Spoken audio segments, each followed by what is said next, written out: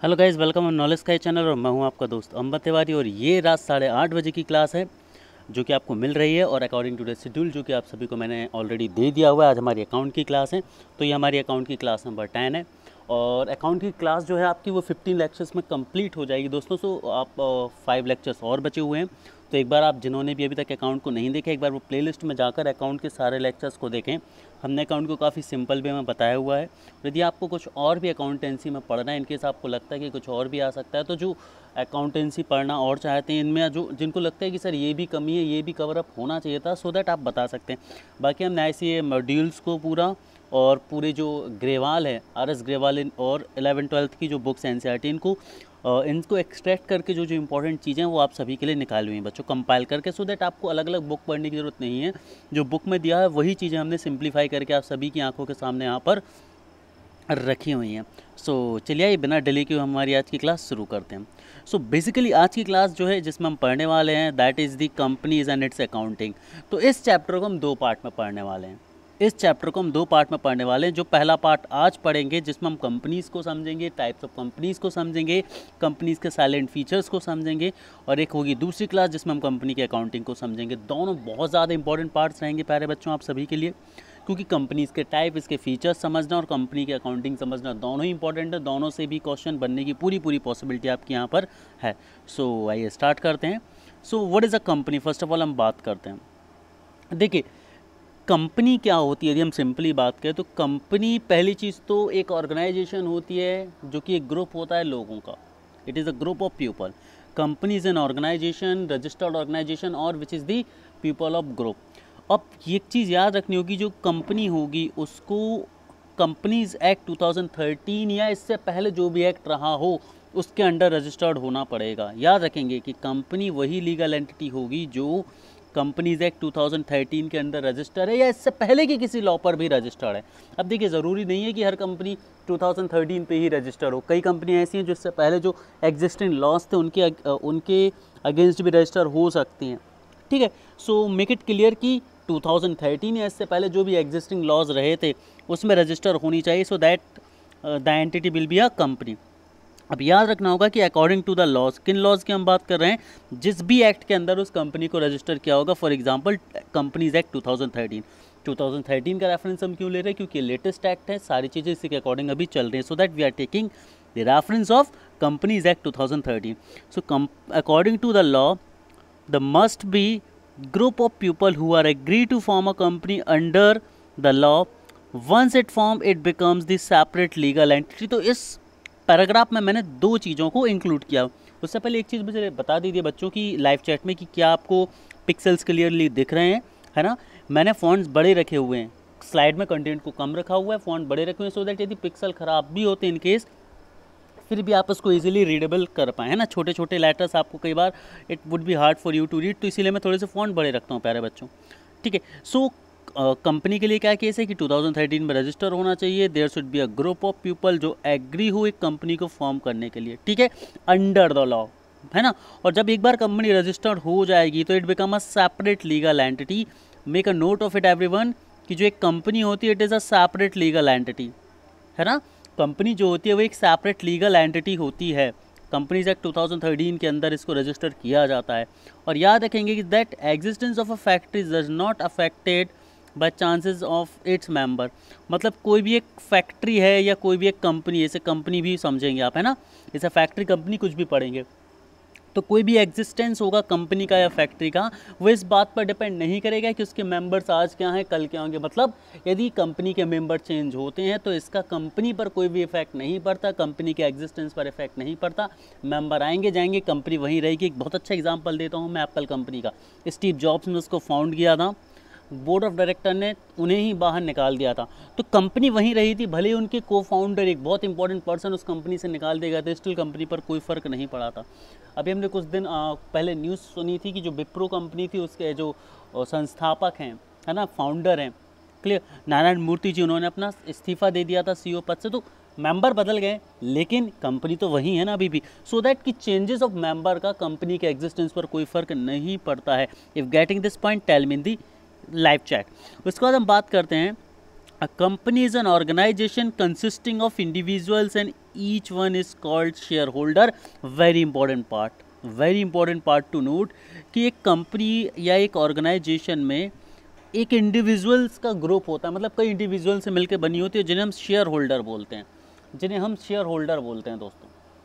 ठीक है, अब यहाँ पर मैं एक चीज़ आपको बताना चाहूँगा, ध्यान से समझिए मेरी इस चीज़ को आप सभी लोग, जो मैं आपको बताना चाह रहा हूँ। यहाँ पर एक कंपनी में दो चीज़ें होती हैं, एक होता है बोर्ड ऑफ डायरेक्टर और एक होता है आपके शेयर होल्डर्स। दोनों में अंतर क्या है ज़रा समझिए अच्छे से। बोर्ड ऑफ डायरेक्टर्स वो होते हैं, देखिए बोर्ड ऑफ डायरेक्टर्स भी कंपनी के ऑनर्स हैं और आप शेयर होल्डर्स का मतलब क्या होता है, मान लीजिए एक कंपनी 1 लाख रुपए की कंपनी है और उसके पास 100 रुपए के 1000 शेयर्स हैं। 100 रुपए के कितने शेयर्स हैं? 1000 शेयर्स हैं। ठीक है, अब आपने मान लीजिए 10 शेयर खरीद लिए कंपनी के। कितने शेयर्स खरीद लिए? 10 शेयर खरीद लिए, मतलब आपके पास 10% की जो है ऑनरशिप आ गई कंपनी की, मतलब आपके पास कंपनी का 10% मालिकाना हक आ गया। You are the 10% owner of the company. तो आप भी कंपनी के ऑनर हैं, बोर्ड ऑफ डायरेक्टर भी कंपनी के ऑनर है, तो फिर what is the difference between them? यहाँ पर क्या होता है कि जो एक्टिंग राइट्स होते हैं कंपनी के लिए, डिसीजन लेने की क्षमता है, वो आप में नहीं है शेयर होल्डर्स में। आप तो सिर्फ उसके प्रॉफिट से जुड़े हुए हैं, लेकिन कंपनी के डिसीजंस को लेके बोर्ड ऑफ डायरेक्टर रिस्पॉन्सिबल होते हैं, मतलब उनके पास कैपेबिलिटी होती है कि वो कंपनी के फेवर में, कंपनी के फ्यूचर को लेकर डिसीजन ले सकते हैं। ये डिफरेंस होता है। आप सभी के पैसे को बचाना, कंपनी की लायबिलिटी को फिक्स करना, ठीक है, ये सभी जो चीज़ें होती हैं ये बोर्ड ऑफ डायरेक्टर के हाथ में होती हैं, है ना। और बोर्ड ऑफ डायरेक्टर जो होते हैं वो फाउंडिंग मेंबर्स होते हैं कंपनी के। बोर्ड ऑफ डायरेक्टर कौन होते हैं? फाउंडिंग मेंबर्स होते हैं कंपनी के। आगे हम बात करते हैं। हमने यहाँ पर पढ़ ली कुछ चीज़ें। तो शेयर होल्डर्स क्या होते हैं? जिन भी इंडिविजुअल से कंपनी बनती है, जिन इंडिविजुअल्स को कंपनी कंसिस्ट करती है, वो शेयर होल्डर कहलाते हैं। जैसे हर कंपनी जो होती है वो अपने आप को एक स्टॉक एक्सचेंज में लिस्ट करती है। जैसे इंडिया में 2 चलते हैं, निफ्टी है, सेंसेक्स है। तो निफ्टी और सेंसेक्स में कुछ कंपनियां लिस्टेड है, तो इन्होंने अपने शेयर्स इशू किए हुए हैं। तो अब जो भी शेयर्स इनको खरीदेगा, जैसे फॉर एग्जांपल मैं हूँ या आप हैं, जो भी शेयर्स को खरीदेगा, वो जितने % आप शेयर खरीदेंगे उतना % कंपनी का एक हक आपके पास आ जाएगा। मतलब आप भी एक कंपनी के इंडिविजुअल ग्रुप में शामिल हो गए, कंपनी के उस ग्रुप में शामिल हो गए जिनके पास मालिकाना हक है उस कंपनी का। ठीक है, आगे बढ़ते कुछ और चीज़ों को हम डिस्कस करते हैं कि अ company is a voluntary association of people who contribute money for common purpose. तो जो कंपनी है वो एक वॉलेंट्री एसोसिएशन है, किसका? उन लोगों का जो कंट्रीब्यूट कर रहे हैं मनी को एक कॉमन पर्पस के लिए। कॉमन पर्पस के लिए मतलब उस कंपनी को खड़ा करने के लिए, या उस कंपनी को जिस भी पर्पस के लिए खड़ा किया जाए उसकी बात कर रहे हैं। A company is an artificial person और a separate legal entity, make a note of it. अब होता क्या है आर्टिफिशियल पर्सन क्या होता है? देखिए, चलिए ज़रा इस चीज़ को समझिए। देखिए, फर्स्ट ऑफ ऑल क्या होगा, एक कंपनी बनेगी, एक, है ना। तो कंपनी को जैसे हम पेपर पर रजिस्टर कराएंगे तो उसे एक पर्सन का दर्जा मिलेगा। हम सभी ने जब अकाउंट पढ़े थे, है ना, तो आप सभी ने पढ़े होंगे अकाउंट्स, हमने पढ़े थे कि जो अकाउंट्स होते थे उसमें पर्सनल अकाउंट में हमने पढ़ा था real personal account and artificial personal account. तो रियल पर्सनल अकाउंट्स में मैं और आप लोग आए थे जो ह्यूमन बीइंग थे, और आर्टिफिशियल पर्सनल अकाउंट्स में वो आई थी जो आर्टिफिशियली पर्सन बनते हैं, जैसे कंपनीज़ हैं, स्कूल्स हैं, ट्रस्ट हैं, इन सभी के भी अकाउंट होते हैं। तो इनको by law on paper as a human being दिखाया जाता है, एज अ पर्सन दिखाया जाता है, इसीलिए इनको आर्टिफिशियल पर्सन बोला जाता है। तो जब कंपनी को किसी भी एक्ट के अंदर रजिस्टर किया जाता है, फॉर एग्जांपल एक कंपनी एक्स है, उसे कंपनीज एक्ट 2013 के अंदर आपने रजिस्टर कर दिया, तो 2008 के अंदर रजिस्टर होते साथ ही जो एक्स होगा वो एक आर्टिफिशियल पर्सन बन जाएगा। एक्स का बन जाएगा, एक आर्टिफिशियल पर्सन बन जाएगा। तो आई होप आर्टिफिशियल पर्सन की डेफिनेशन आपको यहाँ पर समझ आ पा रही होगी अच्छे से। आगे हम बात करते हैं the contribution of money by people from a capital of the company and its contributors are its members. तो याद रखेंगे, जब जितने भी कंट्रीब्यूटर्स होते हैं, जो उनका जो पैसा होता है इकट्ठा होता है, उसे हम कैपिटल बोलते हैं। क्या बोलते हैं? Capital of the company. और जितने भी लोग कंट्रीब्यूट करते हैं कैपिटल में, they known as the members of the company, है ना, they known as the members of the company. इसके अलावा आगे पढ़ते हैं कि the hence the capital of the company is known as share capital. अब ज़रा ध्यान से समझिए, कैपिटल और शेयर कैपिटल में अंतर क्या होता है। मान लीजिए आप हैं, आपने एक स्कूल खोला, तो उसमें स्कूल में 50 लाख रुपए लगने थे, आपने पूरे के पूरे 50 लाख लगा दिए, that is the capital. Simply capital. लेकिन एक स्कूल खुलनी थी और 50 लोग और 50 लोगों ने 5-5 लाख रुपए इकट्ठे किए फॉर एग्जांपल, ठीक है, तो ये क्या कहलाएगी, शेयर कैपिटल कहलाएगी। कि जब बहुत सारे कंट्रीब्यूटर्स आएंगे और कंट्रीब्यूटर्स थोड़ा थोड़ा अमाउंट इकट्ठा करके एक कैपिटल खड़ी करते हैं, जब कंट्रीब्यूटर्स आते हैं और थोड़ा थोड़ा अमाउंट लेकर कंपनी खड़ी करते हैं तो उसको अपन क्या बोलते हैं, शेयर कैपिटल बोलते हैं। आई होप चीज़ों को शेयर कैपिटल की, आप सभी को शेयर कैपिटल की डेफिनेशन क्लियर हो गई होगी। यदि क्लियर है तो एक बार मुझे लाइव चैट के थ्रू जल्दी से बता दें। आगे हम बात करते हैं कंट्रीब्यूटर एज शेयर होल्डर्स, ठीक है। तो याद रखेंगे कि जो कैपिटल ऑफ द कंपनी होती है it is known as share capital and the contributors as share holder. तो जो कैपिटल होगी वो शेयर कैपिटल कहलाएगी और जो कंट्रीब्यूटर्स होंगे उनको अब हम शेयर होल्डर बोलने लगेंगे। जिन्होंने कंट्रीब्यूट किया होगा उनके पास उतना शेयर आ जाएगा कंपनी का, तो नहीं हम क्या बोलेंगे, शेयर होल्डर भी बोलेंगे। और आगे की चीज़ भी आप समझेंगे कि Indian companies act 2013 governs all the companies and provide guideline for them to adhere to, ठीक है। तो सभी कंपनी को गवर्न कौन करती है, इन सभी की एक लीगल जो पकड़ जो है वो कौन रखता है, कंपनीज एक्ट 2013। तो बहुत विटाल रोल है आपके कंपनीज एक्ट 2013 का यहाँ पर, ठीक है। चलिए, आई होप चीज़ यहाँ तक क्लियर हो गई। लाइव चैट के थ्रू मुझे बताएं जल्दी से क्या फ़ॉन्ट आपको सही दिख रहा है पढ़ने में, इस चीज़ से भी नोटिफाई करें प्यारे बच्चों प्लीज़। अब हम बात करते हैं salient features of the company. ये मान के चलिए फीचर्स ऑफ द कंपनी से आपको क्वेश्चन देखने मिल सकता है। इंपॉर्टेंट टॉपिक है features of the company, star very important, whatever you want to make care, है ना, काफ़ी इंपॉर्टेंट चीज़ है ये। Features and characteristics of a company, important चीज़ है। चलिए देखते हैं। तो हम बात करते हैं फीचर्स ऑफ अ कंपनी। तो इनकॉर्पोरेट एसोसिएशन, सबसे पहली चीज़ इनकॉर्पोरेट एसोसिएशन होता है। इनकॉर्पोरेट एसोसिएशन का मतलब क्या होता है, इनकॉर्पोरेशन कब कहलाता है, जब एक कंपनी को रजिस्टर कर दिया जाता है under any act. For example 2013 companies act के अंदर जब कोई कंपनी रजिस्टर हो जाती है तो जिस जगह पर होती है उसको वहाँ का उसका इनकॉर्पोरेशन मिलता है। फॉर एग्जांपल जैसे कि हम बात करेंगे रिलायंस इंडस्ट्री, तो रिलायंस इंडस्ट्री जो है वो इंडिया में रजिस्टर है किसी लॉ के साथ, तो उसका इनकॉर्पोरेशन कहाँ का है, इंडिया का है, ठीक है। एक फेसबुक की बात करें तो फेसबुक जो कंपनी है उसका इनकॉर्पोरेशन कहाँ पर है, यूएसए में है, या जो कोई जर्मनी की कंपनी है फॉर एग्जांपल, या कोई चाइना की कंपनी है, तो वो जहाँ जिस देश में रजिस्टर्ड होगी उसका इनकॉर्पोरेशन उस देश का कहलाएगा। तो इनकॉर्पोरेशन मतलब registered place of the country, ऐसा हम बोल सकते हैं। अब याद रखें आगे की चीज़, a company comes into existence when it registered under the companies act और अदर इक्विवेलेंट एक्ट, है ना।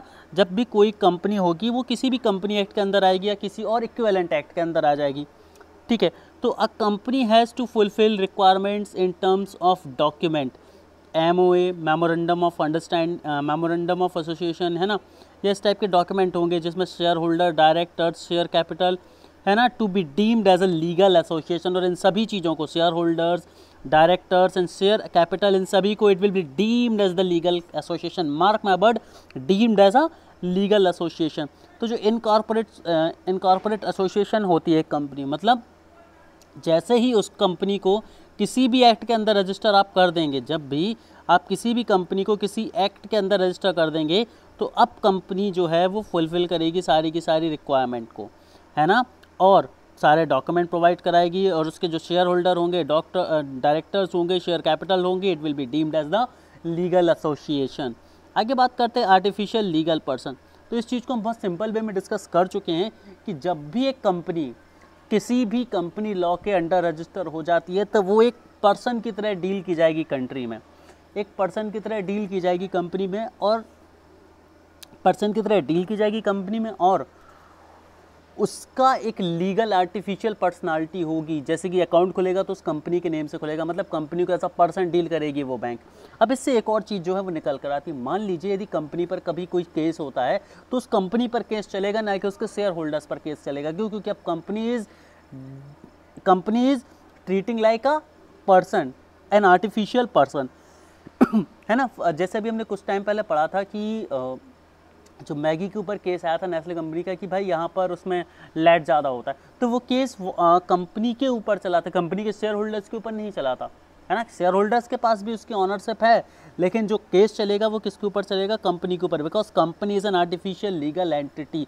इसीलिए कंपनी को कंपनी एक्ट के अंदर आर्टिफिशियल लीगल एंटिटी डिफाइन करके रखा गया है। ज़रा पढ़ लेते हैं।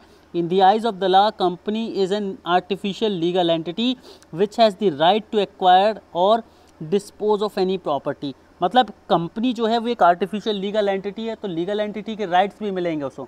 मतलब वो क्या कर सकती है, एक्वायर कर सकती है, मतलब किसी संपत्ति पर अधिकार कर सकती है, खरीद सकती है, उसको अपने क्षेत्र में ले सकती है, डिस्पोज भी कर सकती है, ठीक है, और उसका एक नेम हो सकता है, एंड सो ऑन, ठीक है। अब हम आगे बढ़ते हैं, अगले फीचर्स की हम तरफ बात करते हैं कि separate legal entity. Separate legal entity ये क्या बात करता है, सेपरेट लीगल एंटिटी, तो a company has a distinct entity and is independent of its member और people controlling it. Make a note of it, ये चीज़ मैंने आपको पहले ही बता दी थी, और ये चीज़ हमने अपने फर्स्ट क्लास में सबसे पहला कंसेप्ट भी यही पढ़ा था कि भाई एक कंपनी है, तो कंपनी और जो ऑनर है, मतलब बिजनेस और जो ऑनर है, they are two different things. ऐसा नहीं है कि कंपनी और ऑनर एक ही है, नहीं, कंपनी अलग है, ऑनर अलग है। इसीलिए मान लीजिए कि कंपनी में कुछ गड़बड़ होती है तो उसको कंपनी खामियाजा भुगतेगी, मतलब यह जो केस होगा वो कंपनी के ऊपर होगा। नेस्ले कंपनी का केस जैसे मैंने आपको बताया, या अभी कुछ टाइम पहले, कुछ सालों पहले हमने देखा था जॉनसन एंड जॉनसन जो बेबी केयर प्रोडक्ट बनाती है कंपनी, तो उसमें था कि जो प्रोडक्ट हैं वो कैंसर कॉज कर रहे हैं, है ना, they are not good for health. तो उसके उस कंडीशन में जो केस चलेगा वो जॉनसन एंड जॉनसन कंपनी पे चलेगा, because it is a separate legal entity, it is a separate legal entity, ठीक है, ना कि उसके मेंबर्स पर चलेगा, which are the different from the company. इस चीज़ को समझना है, और आपको एग्जाम में इन्हीं टर्म्स पर ही फंसाया जाएगा, इसीलिए इन टर्म्स को ज़रा ध्यान से समझेंगे प्यारे बच्चों। आगे बढ़ते हैं। A separate legal entity means that only the company is responsible to repay creditors and get sued of its deed. मतलब उसके क्रेडिटर्स का पैसा देने का जो काम है वो कंपनी का है, लेकिन कंपनी की लायबिलिटी लिमिटेड है या अनलिमिटेड हम आगे देखेंगे। इसके पहले मुझे इसका आंसर आप सभी से चाहिए लाइव चैट के थ्रू कि लिमिटेड होगी ऑनरशिप या लायबिलिटी लिमिटेड होंगी या अनलिमिटेड होंगी, ठीक है। चलिए आगे बात करते हैं। द इंडिविजुअल मेंबर्स के not shared for the action performed by the company. Similarly the company is not liable to pay personal डेब्ट ऑफ द मेंबर। तो इस चीज़ को भी आपको याद रखना है कि जो कंपनी है वो इंडिविजुअल मेंबर्स होंगे, वो है ना, जो कंपनी होगी, बेसिकली हम एक बात करें तो कंपनी अलग है, उसके इंडिविजुअल मेंबर्स अलग हैं, और इंडिविजुअल मेंबर्स पर जो डेब्ट है वो उसको कंपनी को पे नहीं करना है, या जो कंपनी के जो डेब्ट है वो इंडिविजुअल मेंबर्स को पे नहीं करने हैं, ठीक है। तो ये एक तरह से हमारी उस चीज़ को भी रिप्रेजेंट करता है कि भाई कंपनी और बिजनेस क्या है, दोनों अलग अलग है। आगे हम बात करते हैं प्रीपेचुअल एग्जिस्टेंस। प्रीपेचुअल एग्जिस्टेंस का मतलब क्या होता है कि unlike other non registered business entities, a company's stable business organisation. मतलब प्रीपेचुअल एग्जिस्टेंस आपको बताता है गोइंग ऑन एजम्पशन के कंसेप्ट को, ठीक है, याद रखेंगे इस चीज़ को। आप ऐसे याद रखेंगे कि आपका जो गोइंग ऑन एजम्पशन था, जल्दी से मुझे लाइव चैट के थ्रू बताइए ज़रा, गोइंग ऑन एजम्पशन हमने क्या पढ़ा था? Going on assumption,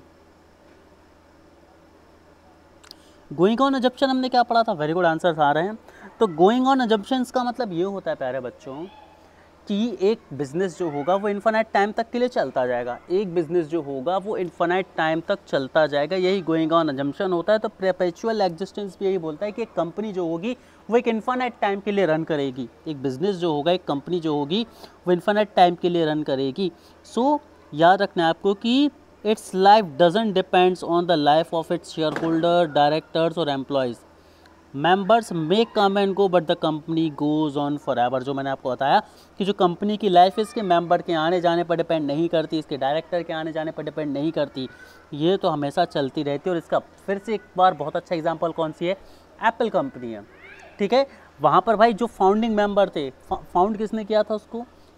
Steve jobs ने किया था। जिन्होंने इसको बनाया तो उन्हीं को उससे बाहर कर दिया। स्टिल कंपनी तो चल रही है ना आज भी। स्टीव जॉब्स वापस आ गए, फिर भी कंपनी थी।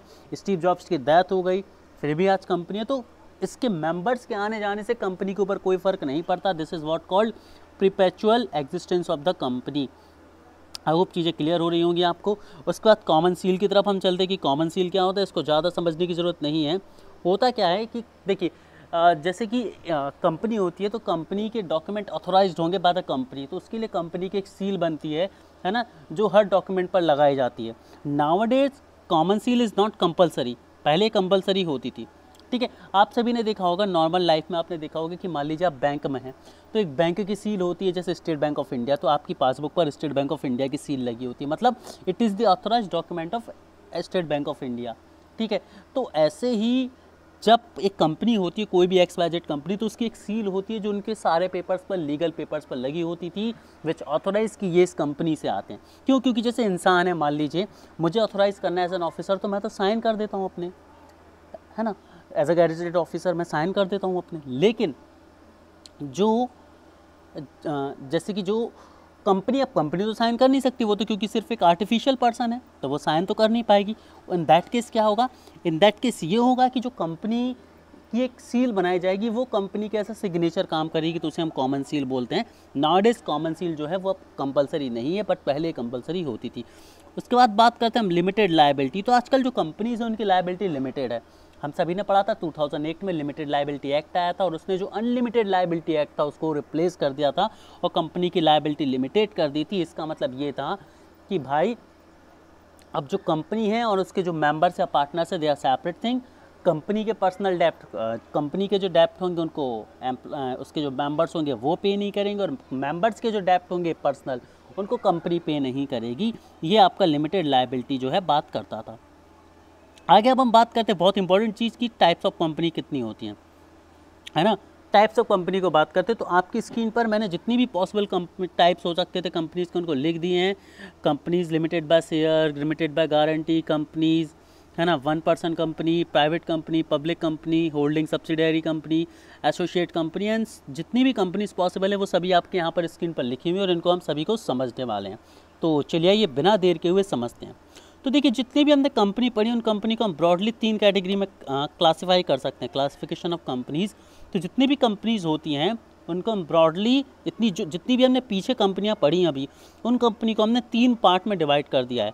Companies on the basis of liability, companies on the basis of members, and companies on the basis of control. 3 तरह का क्लासिफिकेशन जो है वो कंपनीज़ का बनता है, on the basis of liability, on the basis of members, and on the basis of control. तो यदि लायबिलिटी की बात करें तो 3 कंपनी है, लिमिटेड शेयर कंपनी, है ना, limited by guarantee company, and unlimited company. One, है ना, on the basis of member तो 1 person company, private company, and public company, और बेसिस ऑफ कंट्रोल तो holding and subsidiary company, and associate company. इन्हें हम पढ़ने वाले हैं आज की क्लास में। तो चलिए आइए शुरू करते हैं। तो सबसे पहले हम बात करते हैं company on the basis of liability. तो पहली है आपकी companies limited by shares. Limited by share का मतलब ये होता है कि जो कंपनीज होंगी आप वो अपने किसी न किसी स्टॉक एक्सचेंज से जुड़ी होंगी, ठीक है, स्टॉक एक्सचेंज से जुड़ी होंगी, और स्टॉक एक्सचेंज में वो अपने शेयर्स डालेंगी। तो शेयर की जो प्राइस होगी, फॉर एग्जांपल आपने 10,000 का शेयर खरीदा, तो कंपनी जो लायबल है वो आपको वो 10,000 रुपये देने के लिए लायबल है बस, है ना, या उसके मेंबर जो है वो 10,000 रुपये देने के लिए लायबल हैं। तो कंपनी लिमिटेड बाय शेयर का मतलब ये है कि जो पैसे की लायबिलिटी बन रही है वो एक शेयर की वैल्यू पर डिपेंड कर रही है। शेयर की वैल्यू जितनी होगी उतनी ही कंपनी की लायबिलिटी बनेगी। इसे आप पढ़ भी सकते हैं that sometimes share holders of some companies may not pay the entire value of their shares in one go, है ना। मतलब क्या होता है, कंपनी कई बार या जो लोग होते हैं वो अपनी कंपनी में एक बार में पूरे शेयर की वैल्यू नहीं देते। मान लीजिए 10,000 का शेयर है, उन्होंने पहले 5,000 दे दिए, तो अब कुछ केस आते हैं कि कंपनी बंद होने वाली है या कुछ भी होने वाला है, तो अब कंपनी की लायबिलिटी कितनी बचेगी? 10,000 का शेयर था, 5,000 आपको दे चुके थे, तो 5,000 जो वैल्यू है वो आप कंपनी की लायबिलिटी बनेगी। तो कंपनी लिमिटेड बाय शेयर का मतलब यही होता है कि कंपनी की जो लायबिलिटी होती है वो उसके शेयर्स के साथ फिक्स होती है। जितना अमाउंट शेयर का होता है कंपनी उतने ही अमाउंट के लिए जो है वो लायबल होती है, ठीक है। इस चीज़ को आप याद रखेंगे that the liability of members is limited to the extent of the amount not paid by them on their shares. तो याद रखेंगे कि कंपनी और शेयर होल्डर दोनों के लिए वाइस वर्सा, शेयर होल्डर को भी सिर्फ उतना अमाउंट देना है जितने का शेयर है, और कंपनी को भी सिर्फ उतना अमाउंट देना है जितना शेयर बन रहा है या शेयर का जो प्रॉफिट है वो बन रहा है, ठीक है। This means that the case of winding up members will be liable only until the pay remaining amount on their shares. तो यहाँ पर ये लाइन लिखी हुई है जो मैंने आपको बोली कि जो मेंबर्स होंगे उन्हें सिर्फ उतना ही पैसा देना है जितना कि उनके शेयर का बन रहा है। मान लीजिए उन्होंने कुछ पैसा दे दिया है, 10,000 में से 2,000 दे दी तो 8,000 बच रहे हैं, 10,000 में से 6,000 दे दिए तो 4,000 बच रहे हैं। तो अपने शेयर अमाउंट बस का पैसा देना होता है, that is what call limited by share company. आगे हम बात करते हैं दोस्तों limited by guarantee company. Limited by guarantee का मतलब ये होता है कि अब देखिए शेयर, मान लो कंपनी शेयर लिस्टेड नहीं है, तो कंपनी क्या करती है, कंपनी एक तरह का गारंटी देती है फिक्स अमाउंट का। तो अब जब कंपनी ने एक फिक्स्ड अमाउंट की गारंटी दे दी है तो जो लायबिलिटी बनेगी वो सिर्फ और सिर्फ उसी फिक्स्ड अमाउंट के लिए बनेगी, मतलब कंपनी को भी उतने ही पैसे देने होंगे इन केस, और यदि शेयर होल्डर्स को पैसे देने तो जितना पैसा कंपनी ने गारंटीड किया हुआ है सिर्फ उतना ही पैसा कंपनी को शेयर होल्डर्स को पे करना होगा। ठीक है। In some companies the memorandum of association mention amount that some members guaranteed to pay, है ना। मतलब क्या होता है कि मेमोरेंडम ऑफ अंडरस्टैंडिंग में भी लिखा हुआ है कि मेंबर्स को इतना पैसा देना चाहिए। ठीक है। तो जो कंपनी लिमिटेड बाय गारंटी होती है उस गारंटी के अकॉर्डिंग ही पे किया जाएगा। यदि 10,000 की बात है तो लायबिलिटी उस 10,000 की बनती है। मान लीजिए कंपनी का 1 करोड़ का कर्ज है फॉर एग्जांपल, लेकिन शेयर होल्डर से सिर्फ और सिर्फ 5-5 लाख रुपए की बात है, 5 शेयर होल्डर्स और उनसे सिर्फ 5-5 लाख रुपए की बात है, तो भले ही कंपनी कर्ज में डूब रही है और उसका 1 लाख का कर्ज उसका 1 करोड़ का कर्ज है, लेकिन गारंटी के अकॉर्डिंग क्या बात हुई है पेपर में मेमोरेंडम ऑफ एसोसिएशन में कि भाई हर शेयर होल्डर से 5 लाख रुपए के लिए बाध्य है, लायबल है, तो उससे क्या होगा, सिर्फ 5 लाख शेयर होल्डर को देने होंगे, भले ही कंपनी का कर्ज 1 करोड़ का हो, उससे कोई फ़र्क नहीं पड़ता। इसे ही हम बोलते हैं लिमिटेड लायबिलिटी दोस्तों, इसे हम क्या बोलते हैं, लिमिटेड लायबिलिटी।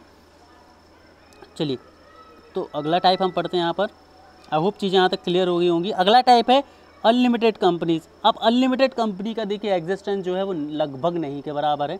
अनलिमिटेड कंपनी मतलब हमने जैसा पढ़ा था ना अनलिमिटेड लायबिलिटी, तो वो यही होता था कि मान लीजिए यदि कंपनी डूबती है, बहुत सिंपल से टर्म्स में समझा रहा हूँ कि यदि कंपनी डूबती है तो कंपनी का जितना भी डेप्ट होगा वो सभी के सभी शेयर होल्डर्स को चुकाना पड़ेगा।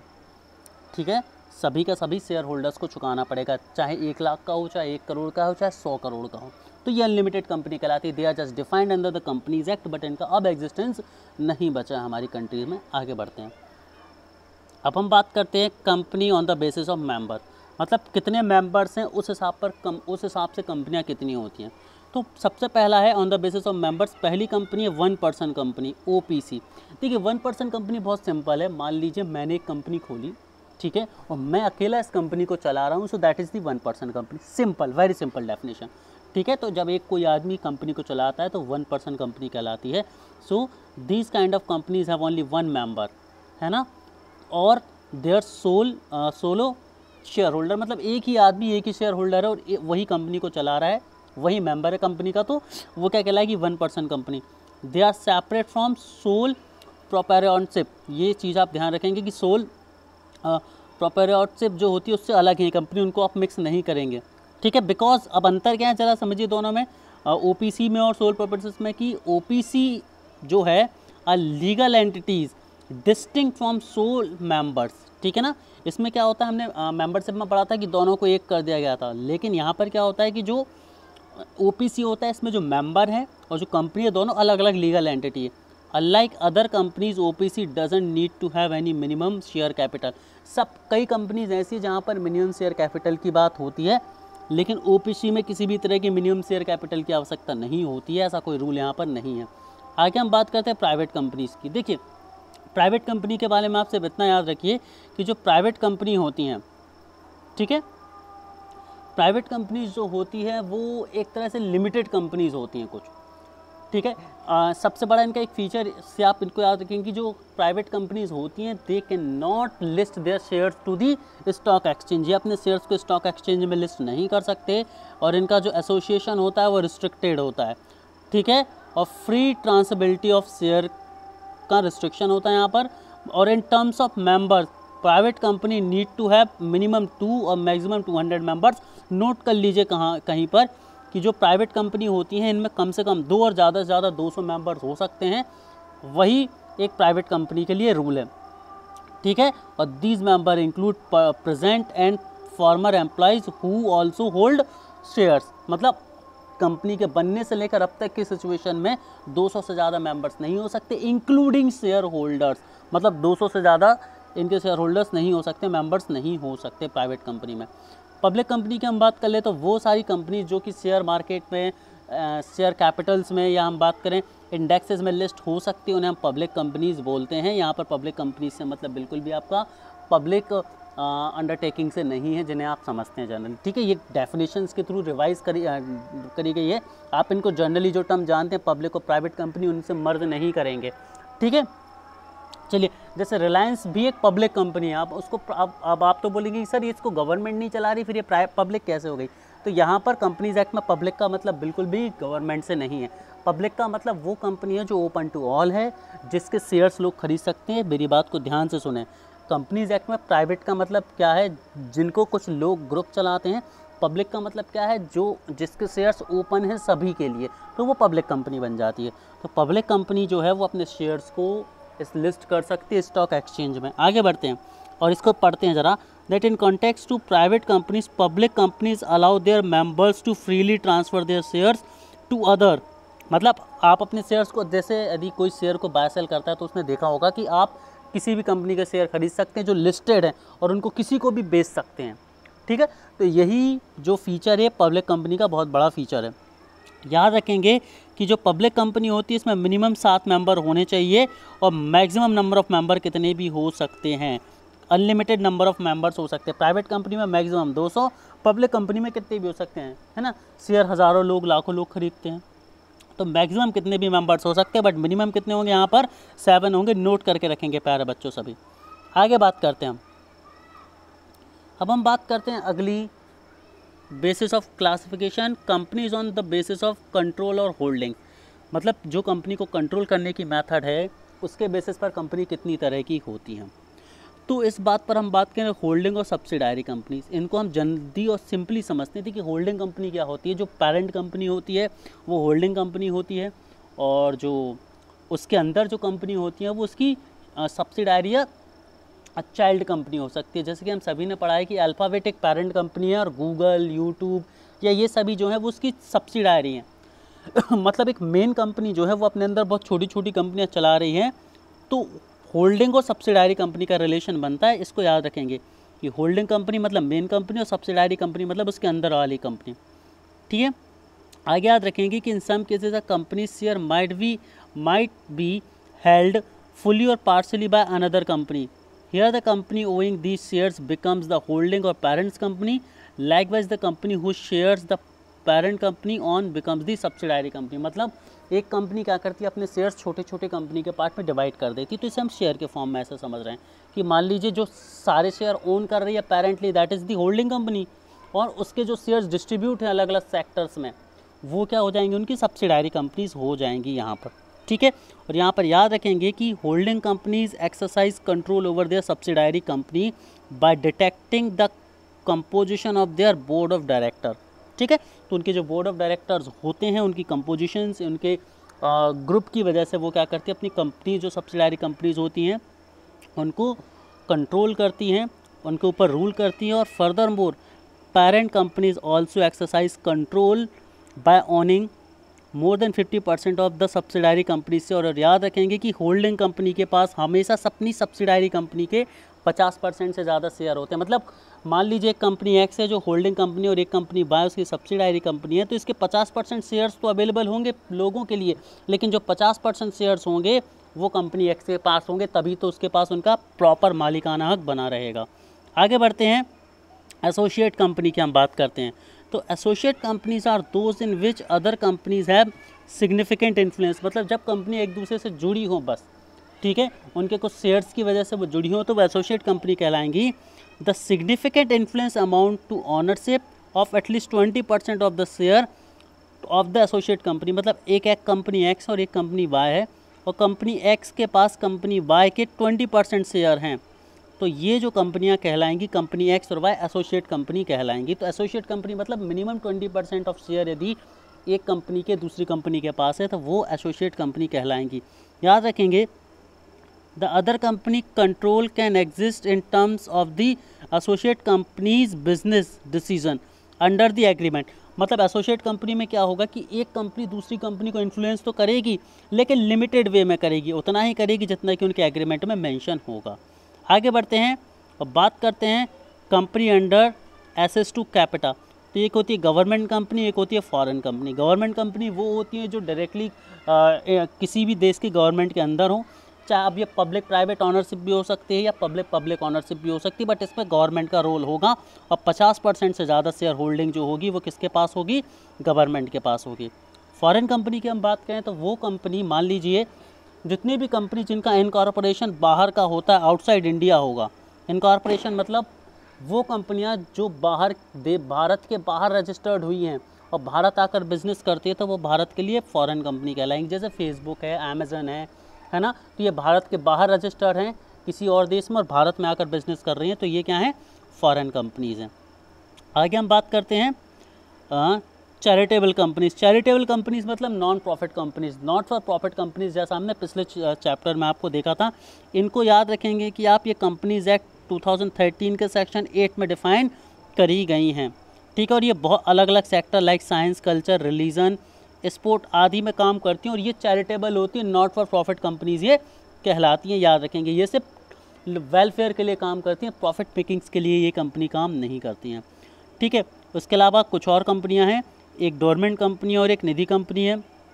तो these companies are generally formed for further project, they do not have significant accounting transaction and do not have to carry out all the compliance of regular companies. मतलब ये डोरमेंट कंपनी होती है जो किसी पर्टिकुलर प्रोजेक्ट के लिए होती हैं, प्रोजेक्ट के बाद उनका एग्जिस्टेंस नहीं होता है और इन कंपनीज़ के लिए कोई रेगुलर रूल्स एंड रेगुलेशन ज़्यादा नहीं होते। इसके अलावा निधि कंपनीज़ भी याद रखेंगे।